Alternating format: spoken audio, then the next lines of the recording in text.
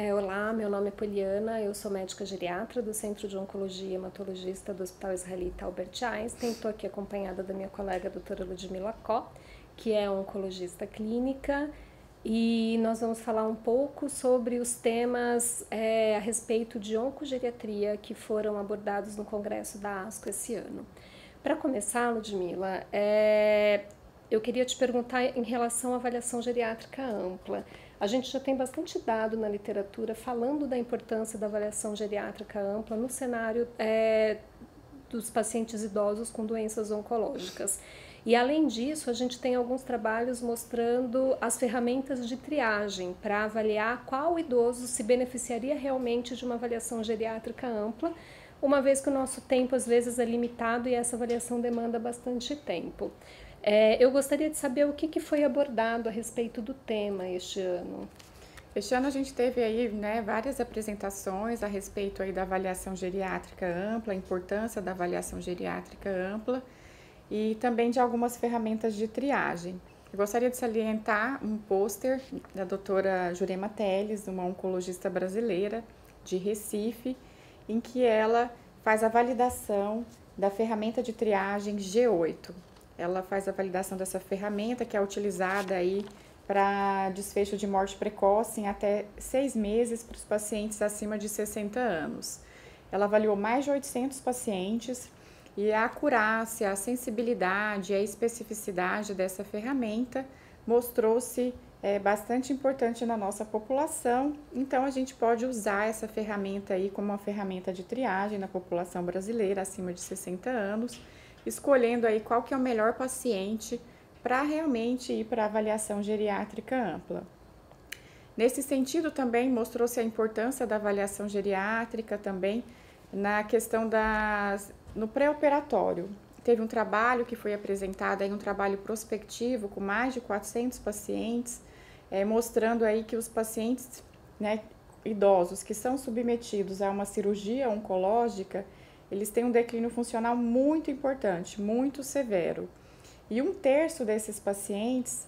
somente um terço desses pacientes consegue aí retomar a independência. Então, mostrando aí a importância da avaliação geriátrica no sentido de escolher o melhor paciente ou até mesmo de reabilitar esse paciente antes da cirurgia. Teve um trabalho também retrospectivo com mais de 1.000 pacientes, com pacientes que foram submetidos à cirurgia oncológica com mais de 80 anos, que é uma realidade nossa. A gente sabe aí que o número de octogenários tem crescido bastante. E o que aconteceu? Eles fizeram então uma análise retrospectiva dos pacientes que tiveram um comanejo com o grupo da geriatria versus aqueles que não tiveram no pós-operatório. E foi demonstrado, então, que os pacientes que tiveram esse comanejo com o grupo da geriatria teve uma redução aí em mortalidade em 90 dias, mostrando aí a diminuição de 8,3% no grupo que não tinha, esse olhar do geriatra para 4,3%, mostrando também, a importância de ter um acompanhamento aí no pós-operatório desses pacientes aí geriátricos. Claro que estudos prospectivos são necessários para poder corroborar esses dados. Em relação ao tratamento oncológico desses pacientes, tem alguma novidade relacionada a mudanças ou novos paradigmas no tratamento do paciente idoso com câncer? A gente sabe da nossa dificuldade aí, de alocar os pacientes idosos nos estudos clínicos. A gente sabe que é uma população aí bastante subrepresentada e o que a gente usa na maioria dos tratamentos, na escolha dos tratamentos, são dados, extrapolação de dados. Mas eu gostaria de salientar aqui a importância de 2 trabalhos. Um trabalho que é um trabalho aí que foi apresentado para a população aí geriátrica com câncer gástrico e câncer esofágico inoperável. O que eles fizeram nesse trabalho? Eles analisaram aí a escolha do tratamento baseado aí em 3 regimes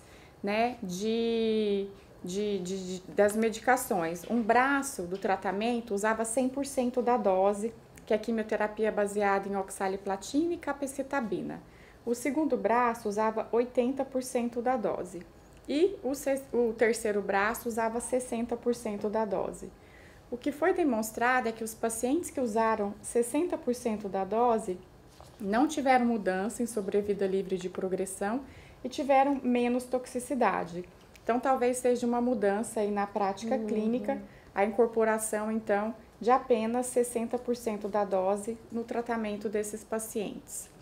Teve um outro trabalho também, outro estudo prospectivo para as pacientes idosas vulneráveis com câncer de ovário, estadio clínico 3 e 4, sobre a escolha do melhor tratamento, do melhor regime quimioterápico para essas pacientes.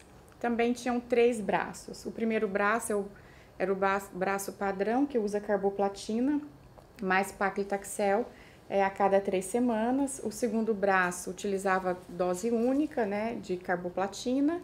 E o terceiro braço usava a carboplatina e o paclitaxel, mas semanal. O grupo da carboplatina, né, isolada, realmente foi fechado porque ela se mostrou menos efetiva, e o que ficou aí consolidado é que realmente para essas pacientes ainda faz-se necessário a combinação das drogas, né, de carboplatina e paclitaxel, talvez na escolha aí do regime semanal, para ter aí uma melhor facilidade no manejo e no controle dos eventos adversos e dos sintomas dessas pacientes. Bom, agora eu queria abordar um tema um pouco mais polêmico, tá? A gente sabe que o uso dos canabinoides nos pacientes com câncer ainda é um tema bastante palpitante e que está em voga agora, muito tem se falado sobre isso. E eu reparei que foram apresentados alguns trabalhos, né, e teve algumas mesas de discussão a respeito do tema, inclusive na população idosa, tá? E a gente sabe que a população idosa é uma população que usa mais medicamentos, que tem uma chance maior de polifarmácia, que tem um risco maior de efeitos adversos dos tratamentos, tem alterações na farmacocinética e farmacodinâmica dos medicamentos. Então, eu gostaria de saber o que foi falado sobre o uso da medicação, né, dos canabinoides, especificamente para a população idosa. Foi a primeira vez, eu acho que teve aí uma sessão educacional, né, com esse tema, né, os canabinoides. A gente sabe que até em 18% dos pacientes no Canadá, eles usam os canabinoides sem mesmo conhecimento, né, dos oncologistas. Muitas das vezes eles usam no sentido de controle de sintomas, que a gente sabe que melhora a fadiga, melhora a questão das náuseas, pode até melhorar a questão da dor neuropática, pós-quimioterapia, mas algumas vezes esses pacientes não acabam reportando o uso dos canabinoides. Na terapia anti-câncer, né, a gente tem alguns estudos em modelos animais, mas assim, em humanos, a gente tem muito poucos estudos ainda sobre a terapia anti-câncer com o uso dos canabinoides. A gente tem um estudo aí fase 1 em gliomas. Quando você procura aí no Clinical Trials, acho que tem somente 2 estudos aí registrados aí para investigação de glioblastoma. Mas o que foi levantado mesmo é que na população oncogeriátrica, né, a gente sabe que a farmacocinética é diferente, né, a gente tem mudança aí no número de receptores, na concentração de receptores com envelhecimento. A gente sabe aí que é efeito dose dependente, né, o uso dos canabinoides. E então foi, né, bastante comentado sobre a possibilidade do uso dos canabinoides, mas claro que precisa aí de muitos estudos ainda prospectivos para avaliar, então, a questão dos canabinoides como terapia anticâncer, até mesmo no controle dos sintomas. Teve até comentado sobre um trabalho do uso oral do THC no controle de GVHD, né, naqueles pacientes pós-transplante. É um tema aí bastante palpitante, né, que está aí na mídia, mas que, claro, merece aí estudos aí direcionados para essa população. E aqui no Brasil a gente ainda tem a questão sobre as nossas leis, né, sobre a legalização do uso dos canabinoides. Tem um estudo que eu gostaria de ressaltar, que eu não tinha comentado, que foi um estudo que foi para a World Lecture de Oncogeriatria, que foi sobre o tratamento do câncer de pulmão. Né, a gente sabe aí que o câncer de pulmão, ele tem uma mediana aí ao diagnóstico, a idade desses pacientes é em torno de 70 anos. E a gente sabe que esse diagnóstico aí pode estar ainda mais que 14% nos octogenários. E a gente sabe aí que os pacientes de 70 anos, se forem pacientes saudáveis, pode ter aí uma expectativa de vida de até 17 anos, né? Chegar até praticamente aos 90 anos. Então, claro que esse paciente tem benefício aí do tratamento, né, da doença metastática. Então, foi levantado aí todos os trabalhos que a gente tem aí do tratamento do câncer de pulmão na doença metastática, e o que fica ainda é que a gente deve tratar esses pacientes com performance entre 0 e 2, com a combinação de drogas, mas na população que não é idosa a gente acaba usando a cisplatina, na população idosa a gente deve dar preferência à carboplatina. Se o paciente for muito frágil, aí a gente deve levar em consideração aí a questão do tratamento droga única.